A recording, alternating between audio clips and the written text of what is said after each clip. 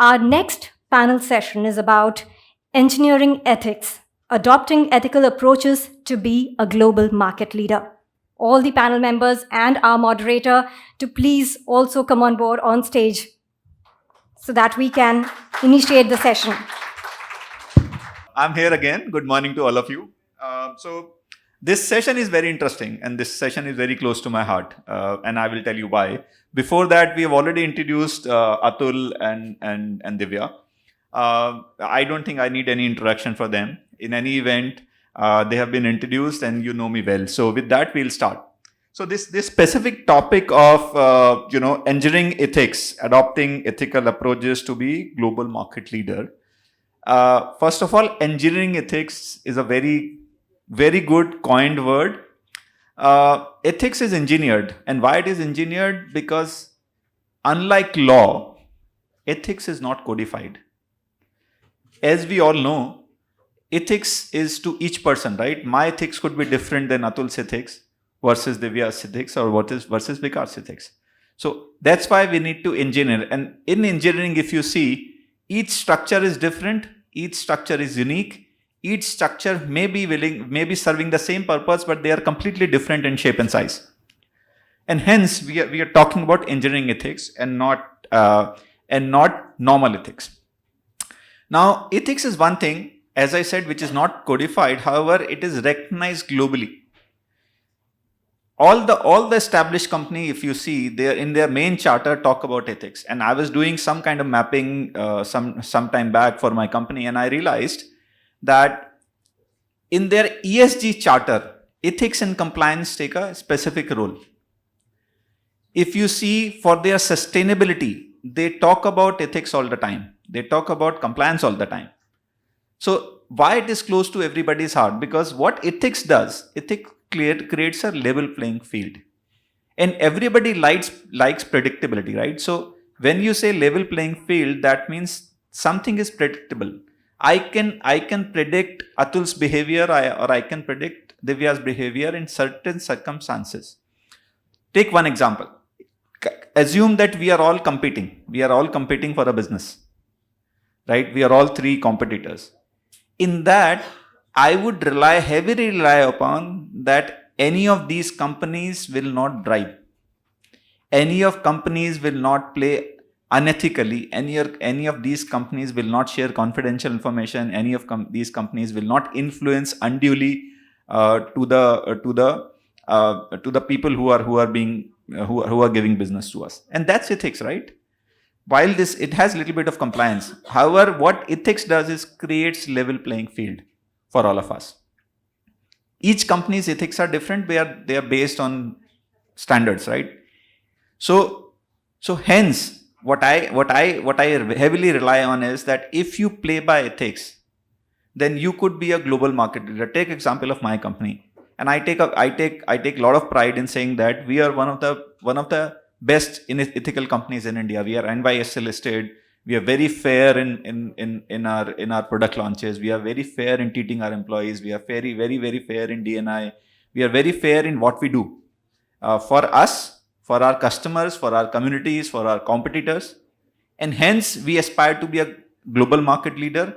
We are differentiator if you differentiate from any other pharmaceutical company. With that, I would like to invite Atul, Divya, and Vikash in the same order to share their opening remarks, and then we can go to question and answers. Atul?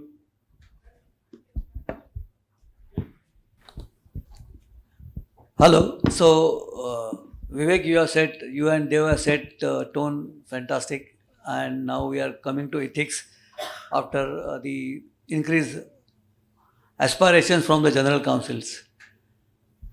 Engineering ethics for the global standards is not actually particularly what we like, but we have to do it because either we need funds or either we need investors. So you don't need funds, you need investors on the stock markets or maybe financiers also. All are looking at the ethics.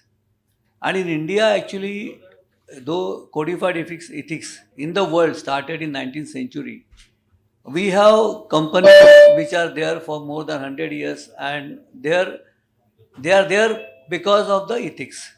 So ethics is not new. yes, as I agree with you, definition of ethics differs from person to person. But if we take the general count, according to me, the major broad parameters are same for everybody. And now it is getting codified everywhere, so we are following it, and it definitely increases your competitive value, because ESG is again coming out with the same philosophy everywhere in ESG, all the particularly angles. Ethics is the best part of it. So with this, I think we can continue the discussion. Good morning. And I think it's a very relevant topic when we are talking about ethics and moralities. So, first of all, in a simple understanding, what we feel is ethics. Ethics is the principles which are telling us what is right and what is wrong in a simple language.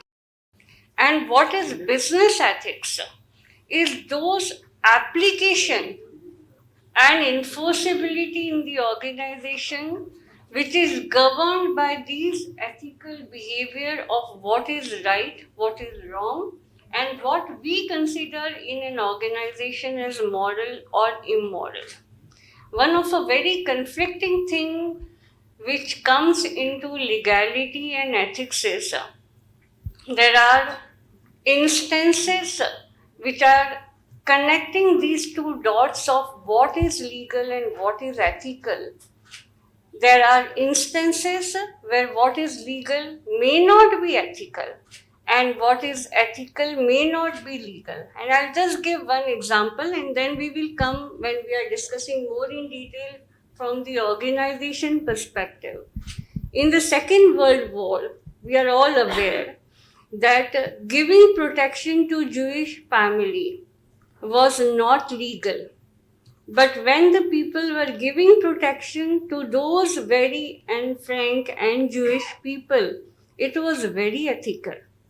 So with that, I would say we will be applying the organization rules and regulations also on these two engineering ethics into the business organization, and we will hold this discussion.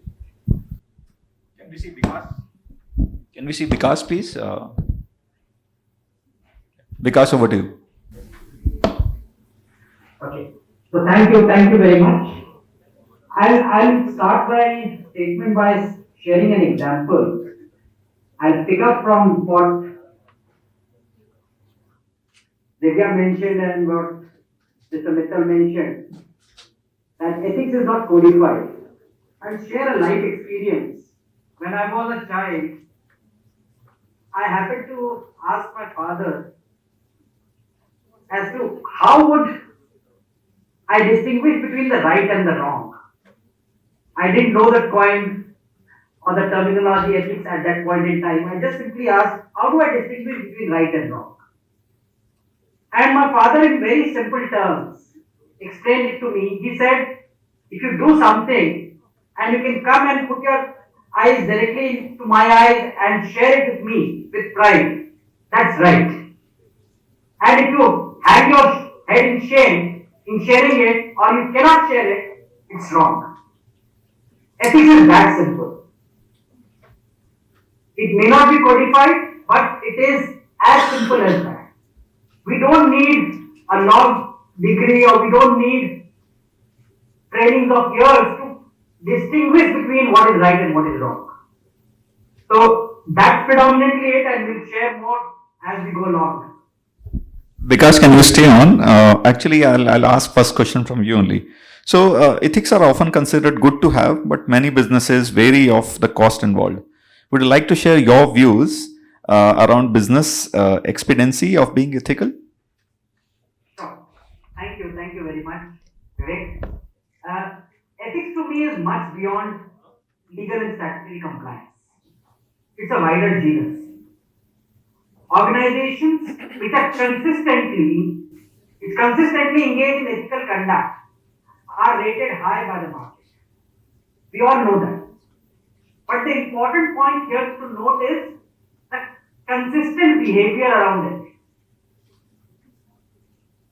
When it comes to stock market, we always observe that certain organizations are typically valued higher than many other similarly placed organizations. If we ask an investment banker, he will have probably 10 different parameters to share as to the reasons of differences or potential differences. But one thing which I can say, based on my 2.5 decades of experience, is that companies that are regarded as ethical always command a governance premium in their valuation. You look around yourself, you'll see that everywhere. A governance premium or vice versa, a governance discount. I can say that with authority that it is easier for well-regarded companies, that is ethical companies, to raise debt or to be business-wise more competitive than organizations which are not regarded as such. It reflects in supply chain management, it reflects in debt raising, it reflects in equity raising, it reflects in every possible business transaction. Many of us invest in stock markets and debt securities. While we do investments, due diligence is a definite part of it. But beyond the due diligence, what we call a gut feel, or often the question or the answer to the question that is it the right company or right organization? If we look beneath that question, actually what we are dwelling upon is it an ethical organization? So we actually practice it in day-to-day conduct. Being ethical is no longer just good to have. Atul mentioned it very rightly. It is no longer a choice for the organizations which want to outlive the individuals. But beyond being ethical, it is just a great business idea itself. It pays its own rich dividends, but in the long run, subject only to being consistently ethical. It is not about being selectively ethical. That is something which we have to distinguish, that being ethical is a conduct on a consistent basis. It is not a choice anymore. It's a compulsion for good business behavior. Thank you. I would like to add one part which is very important. We talk about the cost of the ethics. And one stakeholder we cannot forget, that employee also does not want to continue which companies are not ethical. So very important in the great resignation year, we have to see that also, because one of the main reason is that not ethical companies.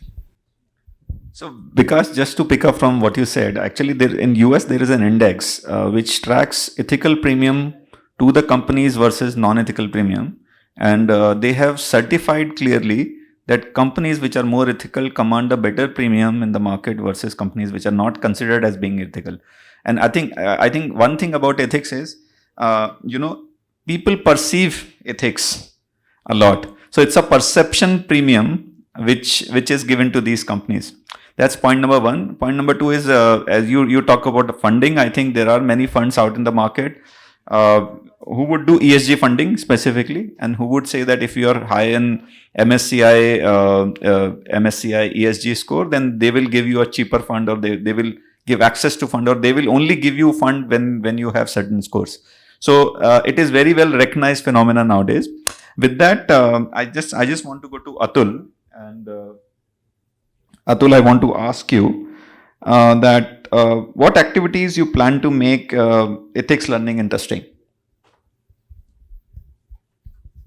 So major problem is we know the rules and regulations, and we have to, when we want to comply, it is necessary that we should be in a continuous learning mode. Now the problem with learning mode is that it can't be same presentation every time, because then it becomes boring. And if it is online, people are there, but nobody is listening. And then implementation. So we actually believe that 40% of our time we invest in the training. How do we make training interesting? That slides are changed. We pick up the industry examples. Also, sometimes it is a query mode. Even we are adopting the micro learning, which is becoming now very easy, 10 minutes, and you can learn one principle. And we have to do that again and again. So every time the story has to be changed so that it remains interesting. And so people understand well at least. So that takes care of almost 60-70% part. And 20% part is audit and then maybe disclosures, whistleblower mechanisms. Divya, I want to ask you that what, according to you, are reasons for problems in business ethics? First big problem is the alignment of thoughts between the organization norms and the managers or the people who are running the business. That's one of a big challenge. The second challenge is the corruption in various countries, which includes our own country, and I'm not criticizing the country, but this also really creates a big challenge when we all in the organization and as responsible citizens, we want to practice certain norms. I want to make a filing in the government department, my file is getting stuck. I want to be ethical and I find my file being stuck for ages. What do I do? Do I do business or do I get the file moving? This is the second challenge. The third challenge is the enforceability. Like we all are talking about ESG. We all are talking about how important it is for us to be aware of the ESG norms, to practice it, whether it is mandatory to you, because for listed it is mandatory, for non-listed it is not mandatory, but voluntarily also it is important. So following is one thing, but adopting it in spirit is another thing. And I'll give you one example. When I observed that few of the promoter members are actually carrying water bottles everywhere. They are carrying the water bottles in the meeting, they are carrying the water bottles if they are going out. And I'm surprised because these Bisleri bottles are available in all the meetings. And I put a question on them because our next session in that particular leadership forum was of the ESG forum, ESG meeting. And I asked them, why are you bringing your own, water bottle? And they said that when you are talking about climate, when you are talking about environment, and when we can bring our own water bottle and avoid the plastic, that is one move which may be a boon in the sagar. But that's what is the mindset. So I feel these are the challenges, and there may be many more challenges that we can talk about. Thanks, Divya. With that, I want to say that, let's say, I'll give you an example of our organization. We want to be net positive. Instead of taking from the Mother Earth, we want to give it back to the Mother Earth. So we want to be net positive in terms of water. We want to buy electricity which is more solar, more water positive than negative. So I think there's no codified law right now in India to do that, but we want to do it. And that's what ethics are, just to sort of comment upon that. One general question to all three of you actually. What role GCs play in ethical decision making? Atul, can I start with you? So actually it's a conflicting role because legal and ethics. As we say that something will be legal which will not be ethical and ethical will not be legal.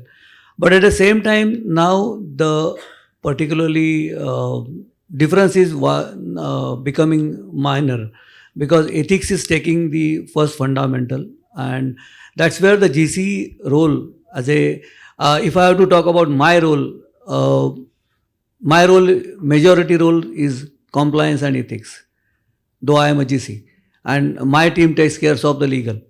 So major role is of ethics and how do we practice and implement, and I would like to comment on Divya's example. We have to help the business heads on the dilemmas. And dilemmas are very important because handling dilemma, target pressure, quarter by quarter results. That's one of the challenge for the ethics, because then we compromise. Ethics is not only compromising only on the environment and all, but the compromising of processes, taking shortcuts. These are also ethical dilemmas where we are instrumental. So GC's role is definitely moving towards more compliance than legal. Completely agree, Divya. I think as a GC, we really play a very important role in ethics. If as a GC, we are having a mindset to work more towards our own enrichment and not to follow the process and not to follow the ethical norms, then imagine the department it will become of, because we can really perpetuate the non-ethical things a lot. If the GC is not ethical, is not integrity oriented in terms of visions and value systems, then that department can be a worse department, because you are the protector of the law in your organization. And if you don't play an active role towards propagating the norms which are ethical, then you are perpetuating the non-ethical norms. So it is a very important role which the GC plays. Thank you. Thanks, Divya, for that. Vikash, can we hear from you? So, Atul mentioned about the GC being a conscious keeper. This is true in so much of spirit of it.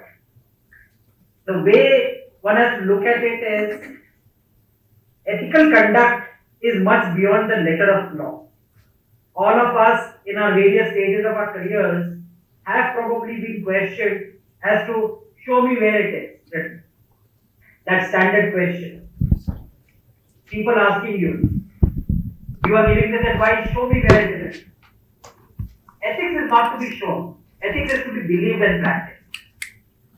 It's based on one's own value system, the organization's own value system. The organization chooses to be ethical or not chooses to be ethical. And once we as a GC, first of all, we need to believe in that conduct and make a choice right from day one as to be alongside an organization which is ethical. That's the first and the foremost call as an individual. And then comes the dilemma that we come across on regular occasions. Operating in an Indian environment, things have been improving. From the 90s to the current environment, things have improved a lot. But has it become absolutely clean? The answer is no. Probably not. Many of us come across these ethical dilemmas in day-to-day life. And the question that is posed to us is, what happens to business? And I remember a recent incident where my CEO stood up and said, I don't want to do business at the cost of being ethical. I don't want to do business over dead bodies. These two statements stuck out. They were very powerful statement and very powerful message coming right from the top, saying that I will not compromise on business growth at the cost of it. Thanks, Vikas. So, two comments. It's very funny that during my CS days we used to learn tax planning and tax evasion. Very good topic, right? It's still relevant today. The difference they used to tell us that tax planning is intent and tax evasion is also intent, right? So what is intent? Intent is nothing but being ethical. So tax planning is being ethical while tax evasion is not being ethical. I think that's the differentiator I can say as of today.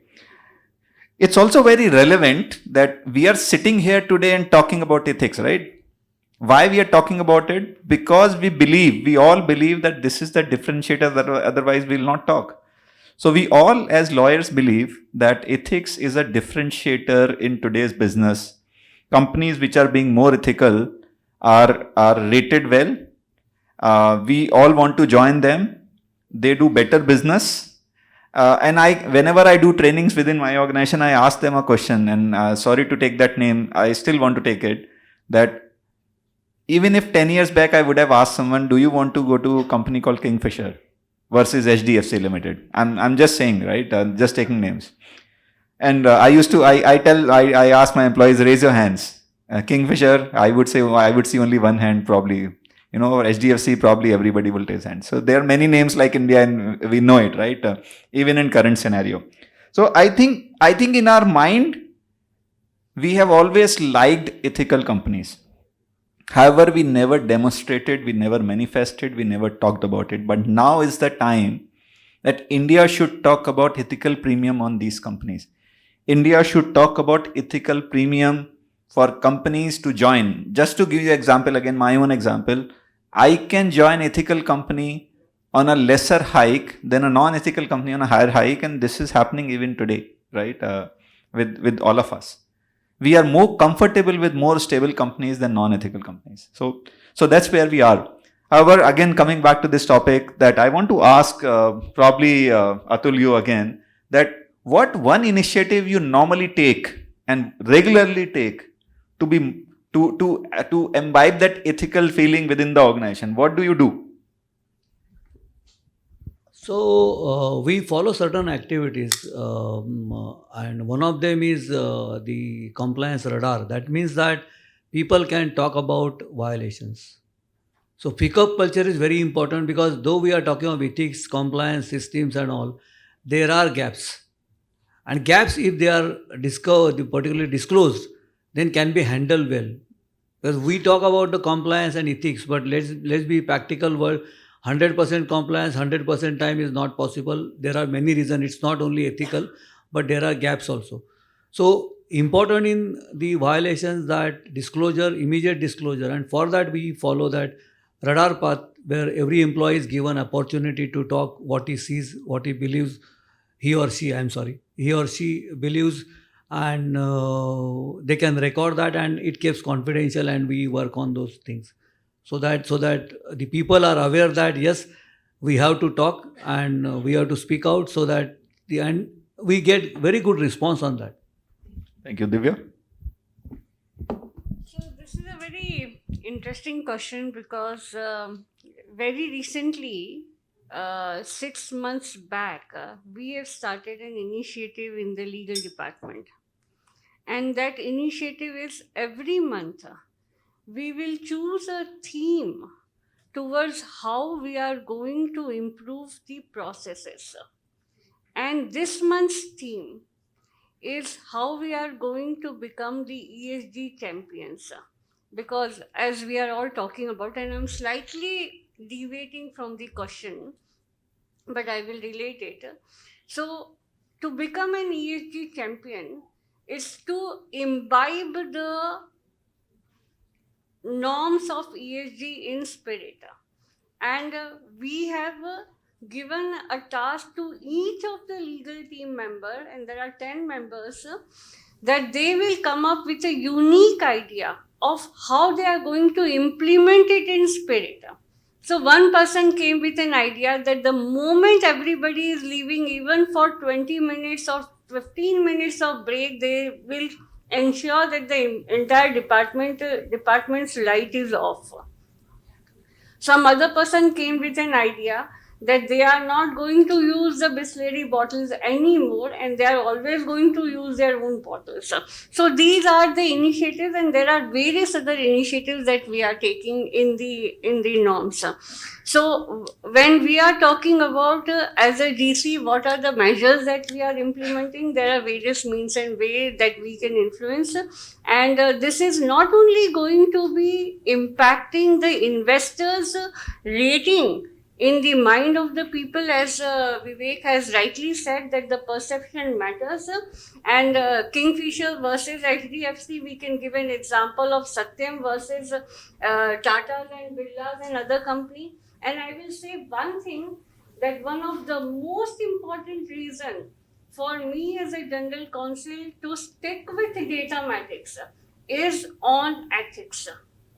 The promoters are extremely ethical, and maybe sometimes they say that they have not compromised on ethics, they have not compromised on processes, and that is why their growth is somewhere compromised. They have not gone as ahead as Infosys and Wipro, but extremely ethical, and I'm not advocating or propagating the company, but this is one of the reasons as a general counsel that I'm with the company. Apart from the second reason, as they give utmost importance to women professionals. So these are the important things that drives the value. Sure. Thanks, Divya, for that. Vikash, can we hear from you? Sure, and thanks, Vivek. In addition to, without disagreeing at all with Divya or Atul or for that matter with you, I'll just say that one other aspect when it comes to ethics, which is most important in my opinion, is the tone from the top. To set the processes right. If the top management, the leadership team speaks about it vocally, and they reflect it in their actions, that's when the organization moves towards being ethical.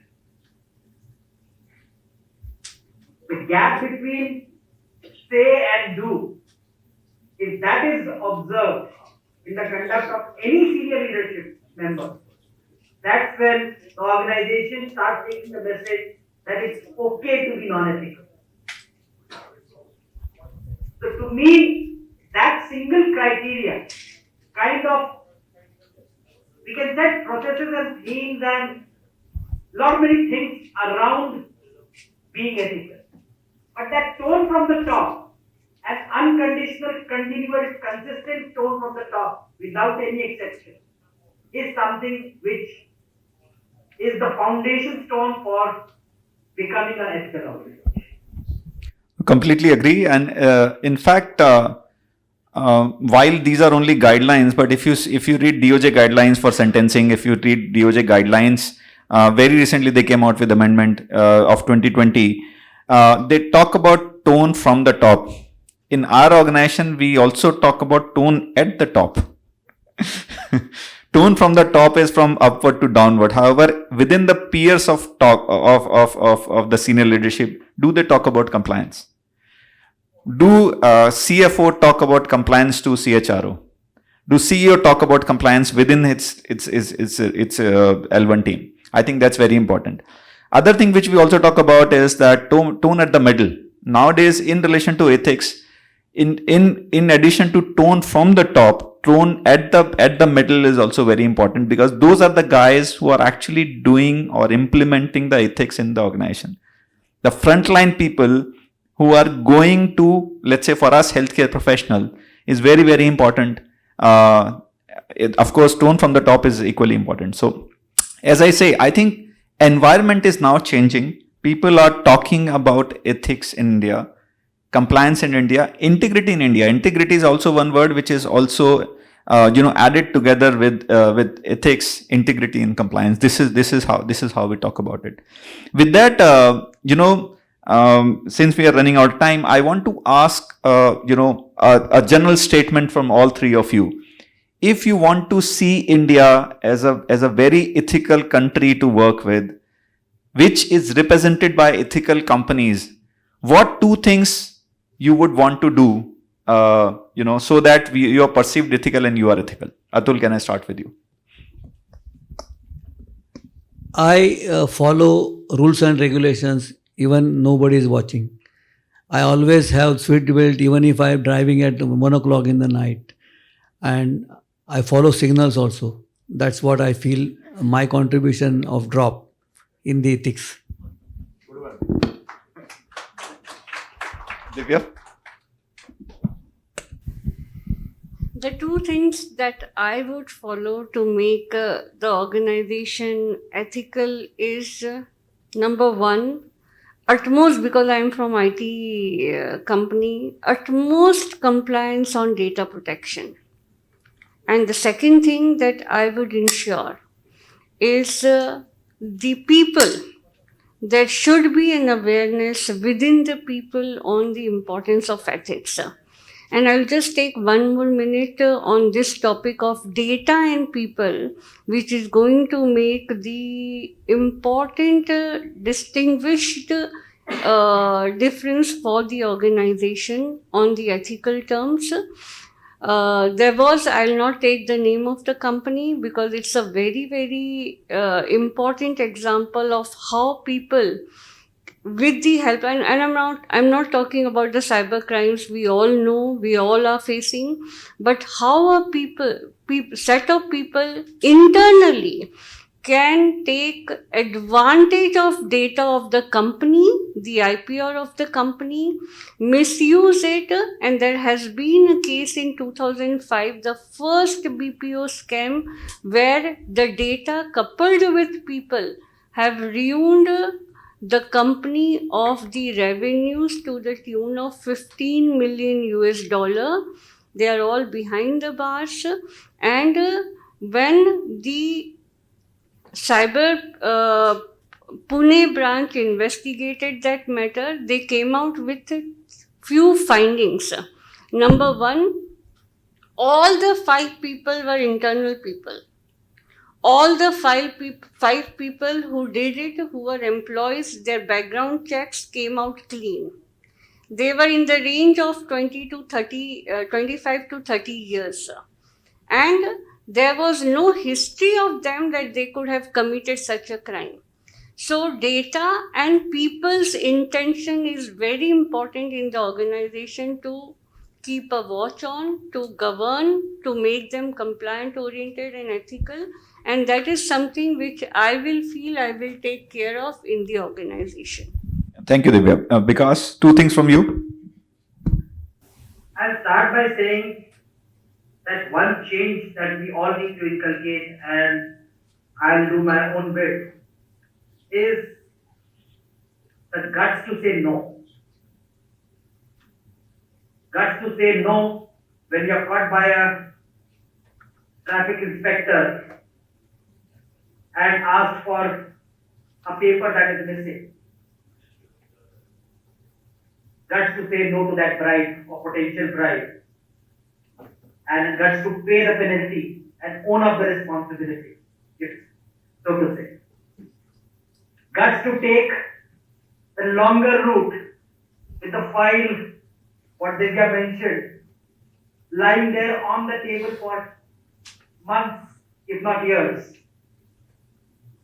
Guts to say no to a business that's coming at the cost of ethics. So to me, that's one character trait of an individual, and it's not limited to any of us being a GC or not. As an individual, each one of us and our peer group need to demonstrate that as a quality, and once that's demonstrated, we as a country, we as a society would be a better place to live. Having said that, I'll just take this opportunity to talk about one more aspect, which is a change required at a macro level. I would say, as a country, as a society, and in terms of a business community as well, we have become extremely competitive. We are a great market. We are looked upon as a growing market. But one thing where we are really looked down upon by the international community is the enforcement of contracts. As a society, we have little regard for enforcement of contracts. Breaching a contract is like the easiest thing to do. Consequences will follow, probably not follow, 10 years, 20 years down the line. X code to Y code to Z code to something else. It keeps on moving. Years and years pass. So that's something where we as a society can change, and we as GCs can play a major role in talking to the regulators and the legislators and seeing that change happen over a period. So Thank you, Vikash. So my closing comments are, I completely agree with Atul. I think in ethics, the most important thing which I would want to push through my company is do the right thing even when no one is watching. I think doing the right thing when no one is watching is very important.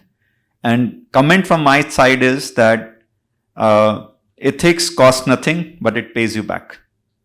Always. So keep that in mind. With that, I can take one or two questions. I think I can see Shevels want to ask. I think it is. So I think two comments. First, as I say, ethics. I think we all know Tata as a company had ethics as a value even before ESG was around. So ESG is a buzzword today. However, I think in the Indian context, there are a lot of challenges which I see. I think a lot of the corporates who are the tier 1 world definitely would like to use ESG. But I think in the context of majority of other tier 2, tier 3 players, I think ESG is more about compliance to get a competitive rate for finance, right? Because there are 4 major challenges which I perceive any smaller company has with respect to implementation of ESG. One is there is no clarity on materiality of what ESG had to be implemented for them.